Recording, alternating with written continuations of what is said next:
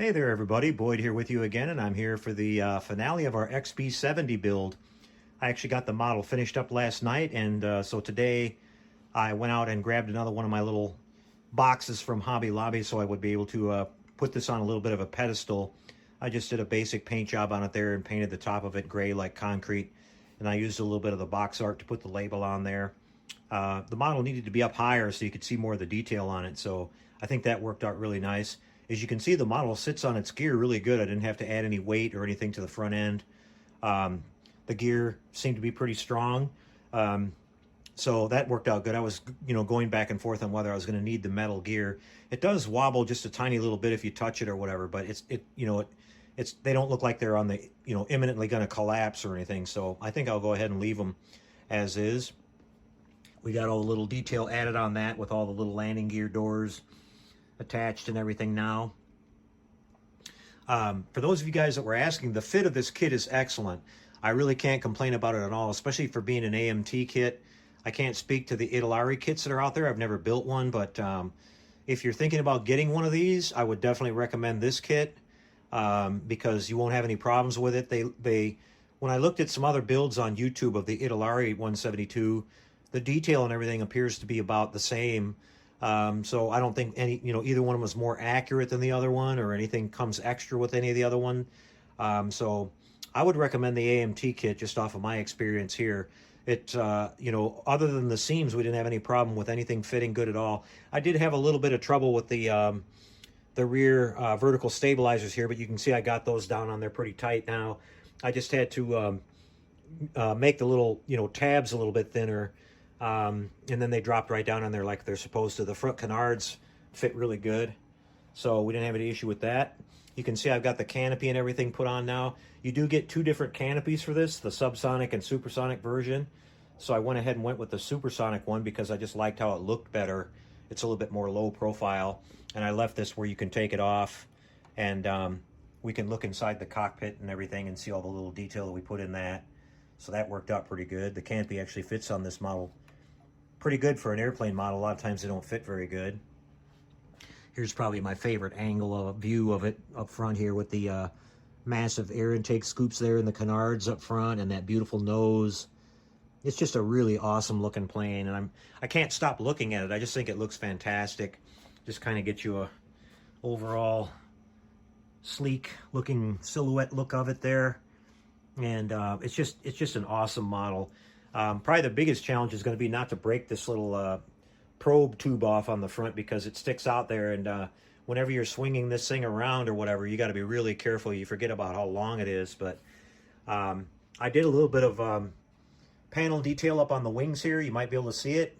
I purposely did it really, really faint because at this scale you shouldn't hardly be able to see it. And on this aircraft, they made sure everything fit really, really good. I mean, it was a precisely built aircraft, but you can see some going around the top of the wings and over the top of the fuselage there a little bit. I kind of went with what I could see on the box art. I want to go back and correct something I talked about on my opening on this too, is that this is an actual model of the first aircraft. The first aircraft that they built, which designated by the tail number here, 01, is the one that actually survives in the Wright-Patterson Air Force Base Museum. The number 2 airplane is the one that actually crashed. And I don't know how I got that backwards. I read up on it before I talked about it, but a couple of you guys corrected me, and I appreciate that. So the number 2 airplane was the one that was the faster of the two. It was slightly modified. It had a little bit more dihedral in the wing, I think about 5 degrees that they found out during testing on the original to improve stability, and it had quite a bit more air hours on it than the original. And NASA did do a few more test flights for research. When the program got canceled, President Kennedy moved it over to the NASA program so they could fund it, and then they used it for doing, some atmospheric testing and things like that. So they were able to justify keeping it flying for a little while, but once it was retired, it sat in storage for a little while, and then I can't remember the date, but its last flight was to actually fly it over to Wright-Patterson, where it went into permanent display, where it is located to this day. But yeah, it's just an awesome aircraft, and I'm really, really happy to have it. Let me see if I can turn it around here. I'll try to be really careful. It's actually not that heavy for its size, so but I'll turn it around here and we'll show you the back here and show you the detail on the engines and everything. Got those 6 huge jet engines with afterburners that were able to propel this thing to over Mach 3. And our landing gear in the back looks really good. You can see we went with the regular straight wing configuration. But like I was talking about in the last video, you can set this up where you could interchange those hinges if you want to. And display it both ways, subsonic or supersonic. But yeah, everything fit together really good. You know, really happy for this being an AMT kit that it actually turned out really nice. I'll show you a little bit of the bottom of it now if I can. And I did a little bit of detail there. You can see it's hard to get backed up far enough away from this thing to show you it all.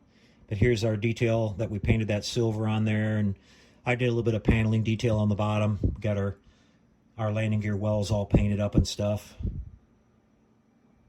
Some more kind of vent areas up there up front. But it's an awesome model, and I'm really happy with it. I'm glad I decided to build it.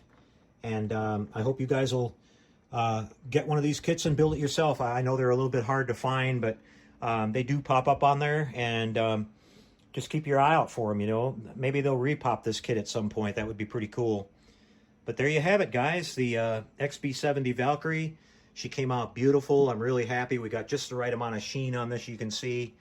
Got a nice little bit of shine on there, not over the top though. I think it looks pretty good for this scale. I'll have a couple of still pictures of this here at the end like usual. So I hope you guys enjoyed this build series. I had a lot of fun with it, and it'll go on display now in the room. As far as what's up next, you guys, I was talking about, you know, deciding on what to do, maybe some sci-fi, but I got to thinking I've had this kit here for a long time, and I don't do a lot of real space models, so I think I'm going to go ahead and build this one up next, you guys. This is the first lunar landing, Apollo 11. This was the kit that was produced for the 50th anniversary a year or two ago, and so we'll go ahead and build this one. Now, just taking a look at it, I noticed that the base is kind of weird, where they've got the actual shadows of the LEM and the astronauts and all that like molded into the base, so I'm going to have to do something with that. Probably fill those in. But otherwise, I think I'll use the base that it comes with. And then we've got this gold foil that needs to go on the LEM there and everything. So that should be kind of interesting to do and figure out how to do that and make it look good. But we're going to start on this one next. So I'll probably start on that one, probably around the middle of this next week or so, and start giving you updates on that. So that one will be pretty fun. All right, guys. Well, that'll be a wrap for this one. I hope you enjoyed it. Again, the Valkyrie here was a great kit. I highly recommend this kit if you can find one. So I guess that's about it, everybody. We'll see you next time, and until we do, take care and happy modeling, everyone.